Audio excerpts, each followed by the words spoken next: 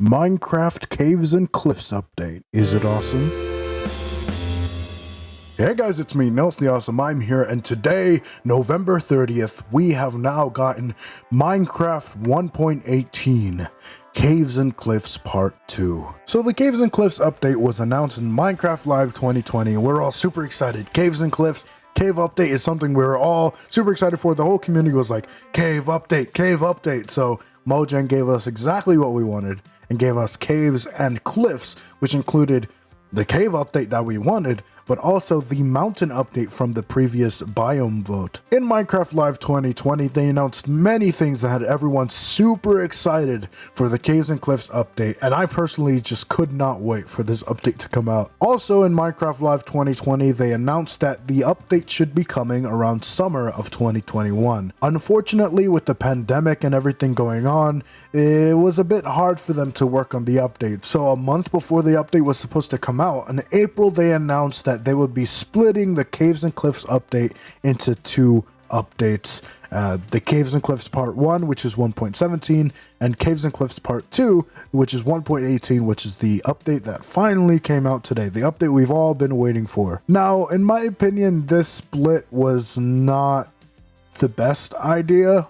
I feel like it kind of took away from the update because 1.17 added all of the features out of all the blocks, the mobs, and everything, and 1.18 added the world generation. I don't think 1.18 added any new blocks or mobs or anything, because in Minecraft Live 2021 they announced that the deep dark portion of the update would be delayed as well, along with understandably skulk sensors because they're part of the deep dark, but they also delayed the bundles, which is a big letdown for the Caves and Cliffs update because I was really excited for the bundles. I really liked the idea of bundles, and when they finally implemented the bundles into snapshots, I was pretty okay. Like, even though it wasn't perfect, I was happy with the way that the bundles worked in the game. And the fact that they're delaying that for maybe not even the wild update, but just for a future update, that took away from it for me as well.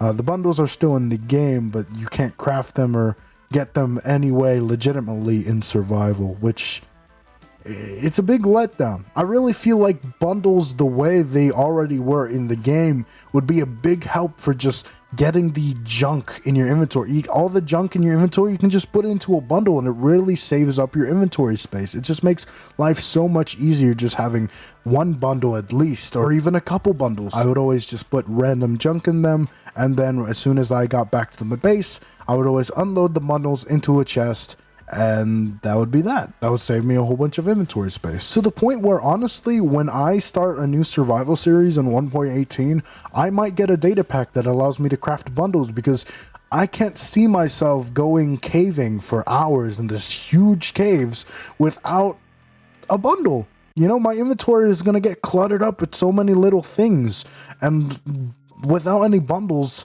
I'm going to have to be taking trips in and out of the caves constantly just to put stuff in the chest. And I don't want to do that. I like to cave for a long time and get a bunch of resources. And then when I come back, I just dump all these resources in a furnace, and then I'm set for a long time with resources. Now, that's not to say that this update was disappointing or not worth the wait or anything like that. I really love the Caves and Cliffs update, and this is actually my favorite update of the game. I'm just disappointed with the split of the update, and I was pretty disappointed with the delay of the Deep Dark until they showed us the footage of what the Deep Dark is going to be, the Deep Dark cities in Minecraft Live 2021. I'm like, okay, if you're delaying it so that you can make it way cooler, then that's good. I can only hope that when they finally do decide to finish the bundles and have them as an actual feature in the game, that they will figure out a way to improve upon them than the way they already are, because I can't think of any ways that they would change the bundles besides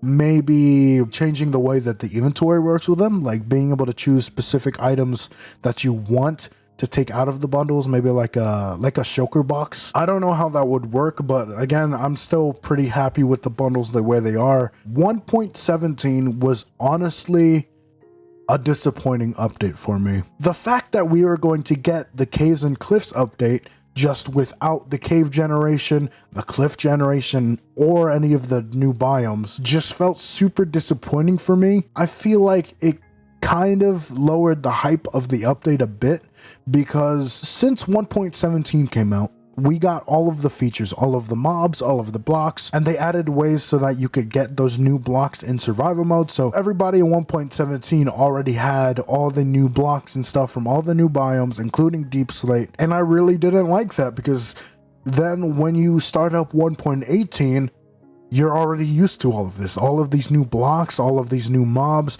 You've already seen them. They've already been part of 1.17. So when it comes to blocks and mobs and features, there's not really anything to be excited about for 1.18. But then we get to my favorite part. The part that makes it all worth it for me. The part that makes me forgive Mojang for the split. Well, not entirely, you know. I still feel like it would have been better if they actually just didn't release 1.17 and they just delayed the update entirely so that it could all come in one huge update. But I'm still super happy with this update. Like I said, this is still my favorite Minecraft update ever released. And I said that about the Nether update, but this update blows it out of the water, because the new generation, I don't even know where to start. Just, they completely revamped all of the world generation for Minecraft, completely changing the game entirely, which is crazy. Like, originally they were supposed to only do the mountain biome. They were just going to revamp the mountain biome generation and the cave generation. That's all they were going to do. But then they decided, which is probably why they had to delay the update, that they would have to redo all of the generation for the entire game. Not only the mountains, but every biome technically. In 1.18, the terrain generation itself and the biome generation have been separated into their own things. Like, now you can see huge hills that are in a desert biome or a jungle biome or a mesa biome. It doesn't matter what biome. I mean, the biome does affect the actual generation of the land a little bit, but most of the generation of the land is just there, and then the biomes are added on top of that, which means that we can get much more variety out of Minecraft biomes than we ever could before. I feel like the world generation in this update 1.18 has been such an improvement to the game, and I haven't even mentioned how they increased the world height. Like, finally, after so long, they increased the world height again, which is a huge thing. You know, they haven't increased the world height in a long time, and that's kind of something that people have wanted. People have wanted them to increase the world height so that they can make taller builds in their worlds. But the funny thing is that they did it in a really interesting way. They increased the world height upwards, which is what people wanted, but they also increased the world height downwards. Now, in 1.18, the Minecraft meta is broken. You can now go beneath Y0 and there's more caves. The new bottom of the world where Bedrock is Y -64. So now Minecraft generation goes into the negative numbers, and below Y0, you will see there will be Deep Slate instead of stone, which Deep Slate is pretty cool. I really like Deep Slate as a block in general. You know, Deep Slate has Deep Slate tiles, the Deep Slate bricks, your cracked tiles, bricks, stairs, slabs, everything. I really like Deep Slate. In the Deep Slate layer, we have the tough blocks that generate all over the place. They're all right. They're not the most interesting block. They don't have stairs or slabs or anything, which kind of takes away from the tough blocks, in my opinion. If you want to use it for a build, there's not really many options when it comes to tough blocks. Maybe they could add that in the future, who knows. Tough blocks originally used to be the outer layer of the amethyst geodes, which the amethyst geodes, you ever seen an amethyst geode in real life? Well, imagine that, but just huge. And those are the amethyst geodes in Minecraft. Like I said, they used to be covered by tough, but now the outer layer is smooth basalt, and the inner layer is still calcite, which calcite is another cool block. It kind of looks like marble. Like, it looks more like marble than quartz does. But unfortunately, another thing with calcite is that, again, it doesn't have stairs and slabs or any decorative uses to it. Like, it doesn't have any variations to it, which is unfortunate, and it's something I do hope that they add in the future, because I feel like they should have stairs, slabs, and walls like andesite and granite. Like, all the different stone types should have their own variations. But inside the amethyst geodes is the amethyst itself. Amethyst shards can be used to craft a telescope, or as it is called in game, the spyglass. Now, the spyglass is pretty cool. It's not the most like groundbreaking thing, but I guess a lot of people would use it for kind of roleplay type scenarios, I guess. Maybe if you want to pretend to be a pirate or anything like that. But it's pretty cool. It's kind of like an optified zoom just as an item, which could have its uses. It's not something I personally would use or keep in my inventory all that often, but it's pretty funny when you have a resource pack that replaces the spyglass with the what meme. And then obviously the other thing you use to craft the spyglass is copper, which copper has been added to Minecraft. You guys think about that? Copper has actually been added to Minecraft. I feel like people have been wanting copper in Minecraft for a long time, especially because of Terraria. Copper is pretty cool. Copper is super easy to get. I feel like it's very common, and it's even more common in dripstone caves. It's just everywhere. I get stacks and stacks of copper, which it might be too much, but at the same time, if anybody ever wants to build like anything big with copper, I feel like the amount of copper that generates in the world is pretty good, because like just keeping builders in mind. If you're not a builder, then the copper is kind of useless to you, which is the problem with copper. Copper doesn't really have that many uses. You craft the spyglass with it. You can craft the blocks with it, and the blocks oxidize over time, which is pretty cool. I've had my own little survival world where I've built a statue out of copper or a floor out of copper, and seeing it turn teal green, you know, the more I play the game is pretty satisfying. It's just seeing the passage of time. I don't know. It's just really cool. I like it. You can wax it if you don't want it to oxidize, or if it does oxidize and you're like, oh no, I didn't want that to happen, you right click on it with an X, you can remove the oxidization. You know, it just makes life easier for whatever way you want to use the copper. I know a lot of people wondered if they would add copper armor or copper tools into the game, and unfortunately they're not adding anything like that. I don't know, they would have to kind of really think about the balance of the game when it comes to the armor and tools. They can still give it more uses in the future if they ever want to. You know, think of all the new things that they've added to the game that you have to craft with iron. You know, iron gets new uses all the time. They could add new blocks at any point and any update. You know, you craft this with copper. You know, it gives copper more uses as time goes on, and if you think about it like that, it's pretty cool. This is just the beginning of copper, and copper over time will evolve into something way more useful, as with iron and stone and every other resource in the game. I also forgot to mention, another use that the amethyst crystals have is that you can mix them with glass and make tinted glass, which is something that it's kind of a limited use thing. You know, it has limited uses to it, but the fact that it's in the game is really good, especially if you want to build mob farms. You can now make mob farms out of tinted glass, because tinted glass is a see-through, it's a glass block. It looks similar to black stained glass, except it has like a little bit of a purple tint to it and a purple frame around it, but it doesn't let light through. You can see through the block, but light does not pass through the block, which means that if you want to make mob farms that you can see into, you can now do that way easier. You can even use it for mood lighting if you want to use tinted glass as a window for your house and you want your house to be completely dark on the inside, but like you're still able to see out the window. And then you use different means of lighting up the inside, like soul torches for kind of like a darker lighting to the inside of your house. It could definitely give a really spooky vibe for certain builds. Speaking of mood lighting is going to be way easier for survival Minecraft players nowadays. A lot of Minecraft players like to use mood lighting on their builds where it's not super bright, like they don't have many light sources and it's pretty dark, but you can still see. Obviously there's still light there. And the problem with that, even though it might look cool, is that it's always been just a haven for mobs to spawn. You know, creepers blowing up your builds because you just want to use mood lighting, or even you're just lighting up your base normally. Sometimes there's just like a little area, a corner in your base where a creeper will spawn and be like, where the heck did that creeper spawn? There's torches everywhere. Where is that creeper spawning? Minecraft lighting has been so weird for so long because Minecraft mobs can spawn in light level 7 or under, but 7 still looks pretty lit up. And sometimes you just can't tell when it's light level 7, so you just spam torches everywhere and then it looks ugly. But now another feature that has broken the meta for Minecraft is they have changed the light level that mobs spawn. So mobs only spawn in light level 0. Mobs only spawn in complete darkness, which really changes the game. You know, some people might complain at first and be like, oh, that sounds like it'll make Minecraft too easy. And no, it doesn't.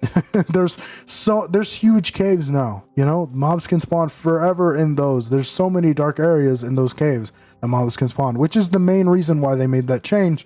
But it just makes life so much easier. You know, you don't have to torch spam as much. There's not going to be these weird random places in your base where mobs can spawn that you're never able to find. And you no longer have to use the F3 screen to see where mobs do and don't spawn, because now you'll be able to tell with your eyes because, well, that area is dark. That area has no light, which means mobs could spawn in it. This area has light. Even if it's a light level 1, mobs cannot spawn in there, which is really good. So congrats to the mood lighting, guys.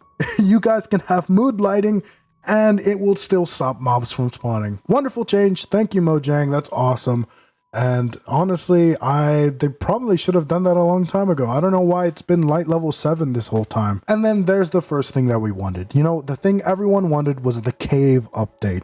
The cave generation is breathtaking. It's like in 1.18, you can go underground in a cave and it'll feel like a whole new dimension. Like it just, forget about the nether. There's just these huge caves. There's so much area to explore, so many resources. You have all these different biomes. You have the dripstone with these huge stalactites and stalagmites. You have the little stalactites and stalagmites that drip water. It used to be only in Bedrock that you could put lava in a cauldron, but now they added that to Java and they made lava renewable, because now if you have lava a block above a pointed dripstone or a stalactite, it'll drip down, and if you have a cauldron underneath, the cauldron will get filled up with lava over time. And you can just have it in your base so that if you ever need lava, you can just go to it, right click on it, there you go, you have lava, no need to go to the nether. Infinite lava is a thing now. And then another thing with those pointed dripstone is that you can fall on them and die because they do a bunch of damage, because there are stalagmites and stalactites. They're pointy. They hurt. And like I said before, the dripstone cave spawn copper everywhere. There's copper all over dripstone caves. Everyone, when they talked about the cave update, everyone always imagined stalagmites and stalactites. That's kind of a thing that everyone talked about whenever thinking about what the cave update could be. And then there's the lush cave biome, which is just wonderful. I love the lush cave biome. There's moss blocks all over the wall, which kind of look like a 6-sided grass block that's just very bright green. And then there's moss carpets. So now we officially have kind of a grass carpet in Minecraft, which is really useful because now you can place lighting underneath moss carpets, and then that way you can have invisible light sources all over the grass and you don't have to use like green carpet or anything. The only complaint I have about that is that moss blocks are kind of too vibrant of a green to really match with any of the grass colors and any of the biomes on the surface, which kind of sucks. You know, I kind of wish that moss blocks would change color like leaves, you know, depending on the biome they're in, and then there would be that vibrant green in the lush caves biome, but in other biomes there'll be, you know, different colors like leaf blocks and grass blocks, so that you could actually use them as more of a grass carpet type thing, and it would work in more biomes. Another thing about the moss carpet is that I kind of wish it wasn't a carpet. I wish it didn't work as a carpet. Like, I wish that the moss worked more like snow. Like, I wish you could layer it up like snow layers. I think that would be way better, especially for terraforming. Since moss is more of a grass looking block, you could have a really smooth looking landscape using moss layers, which would be really nice. And I wish that's how moss carpet worked, but it's not too much of a problem. Like, I'm not going to complain about it too much. The Azalea is pretty cool. It's like a bush and it has a unique model to it, and you can even stand on top of it like a normal block. But it also has the variant, the flowering Azalea, which has flowers on it. And then it's also a sapling, because if you bone meal it, it'll grow into an Azalea tree.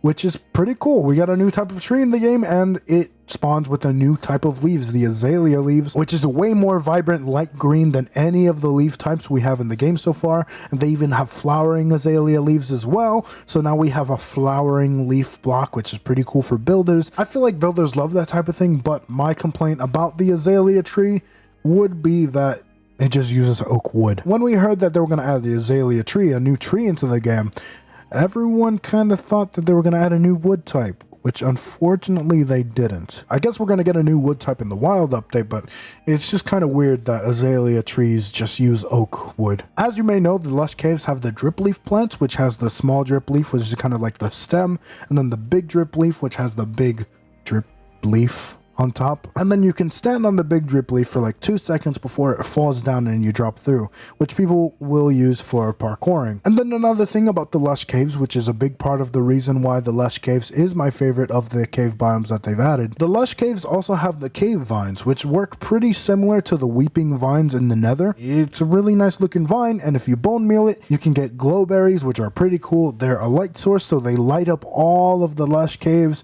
Lush caves is a super lit up place, so it's like the most safe cave biome because there's light everywhere. So not many mobs are going to spawn in the lush caves besides the axolotl, the cute new little mob that they've added into the game, and you can pick it up in a bucket and it's really nice. It's just cute. I really like the axolotl, and the glow berries are cool. They're not really useful for food, kind of like sweet berries. They just glow. There's also spore blossoms that are a big flower that generates on the ceilings of lush caves, and they create a huge area of particle effects all around, which really adds a nice little ambience for the lush caves. Another thing that was changed and related to mining and caves is that they made it so that iron and gold and copper, if you mine them, they will drop raw versions of their ores instead of the blocks, which essentially works the same as the blocks. You know, you just put it into a furnace and smelt it, and then it gives you the ingot, but it is just now in item form, which makes life way easier, especially since below Y0 in the deep slate area of the world, all of the ores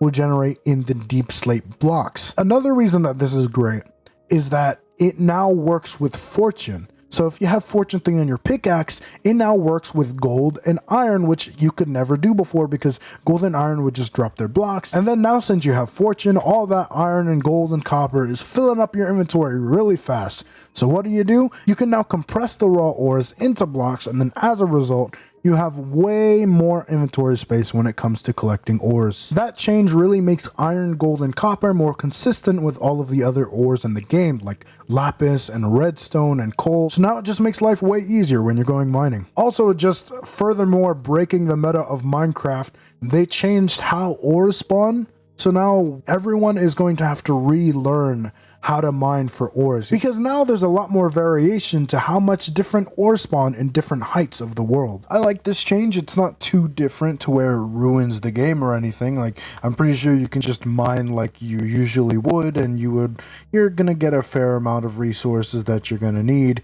But if you're looking for specific resources, then you might need to change up your tactics. You just have to take into account how different ores in the game are more frequent in certain heights, and then you have to take into account deep slate and that it takes longer to mine. But if you find a huge cave, then you can find a whole bunch of resources. Also, another small change that I like is that they added glow lichen into the game, and they have the glow lichen just kind of everywhere, all over, spread about in caves, and it kind of just helps.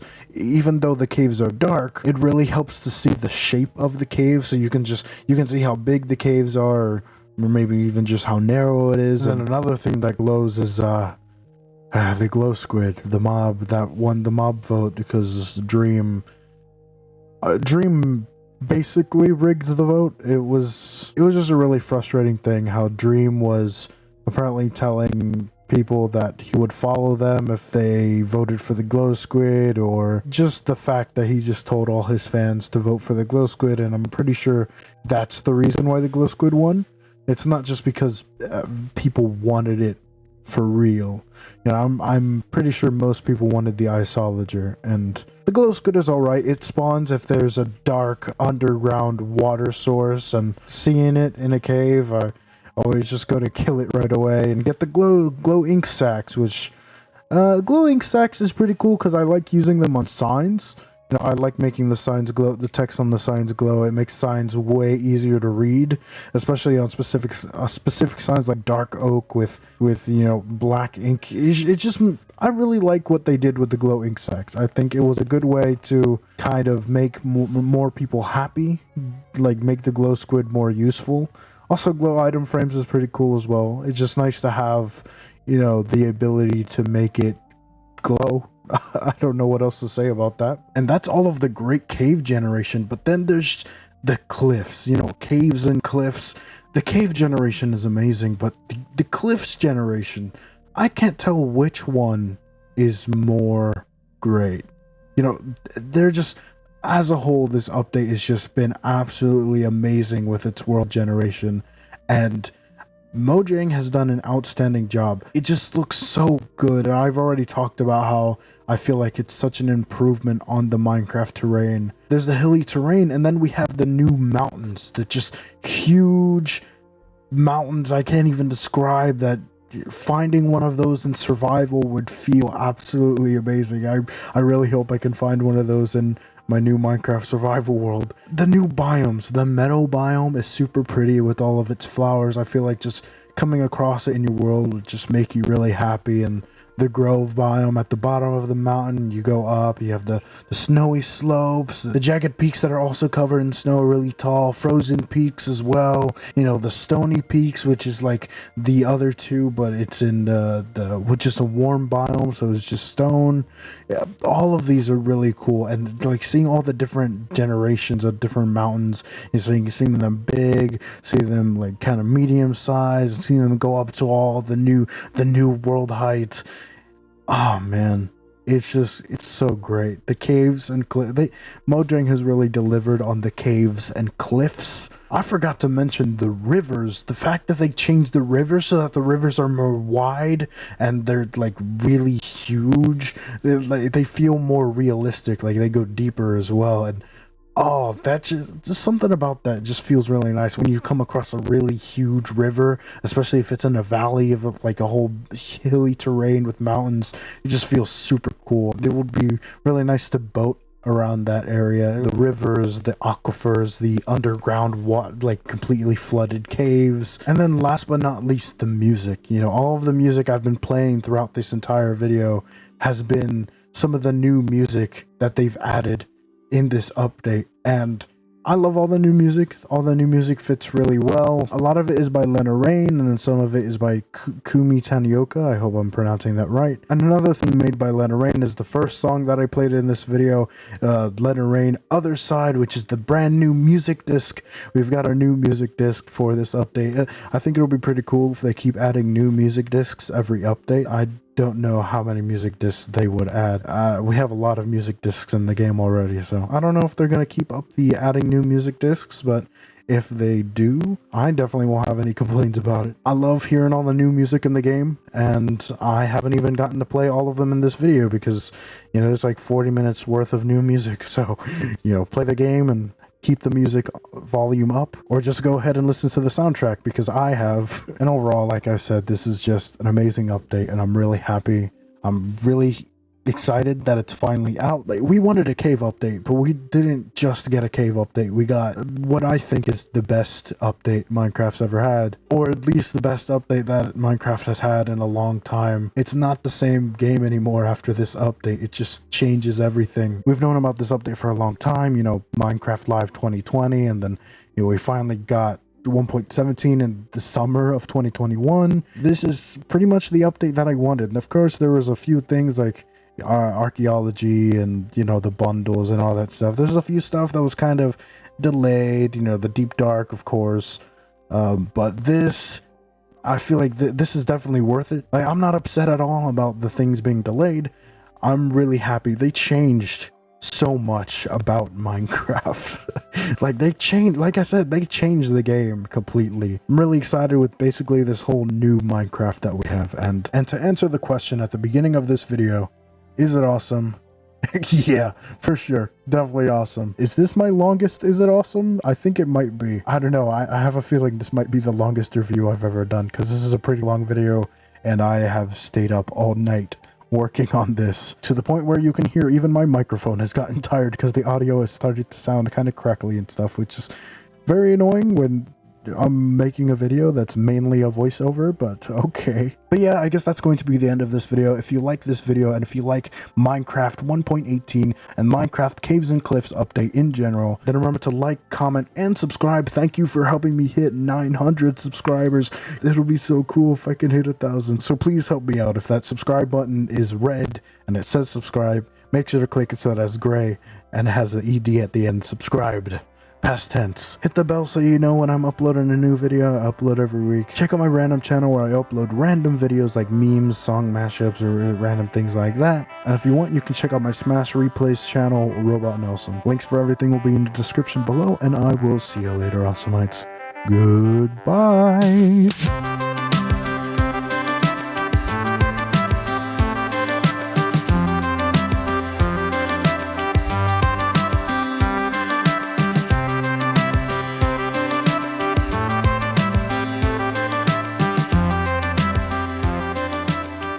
They also added goats.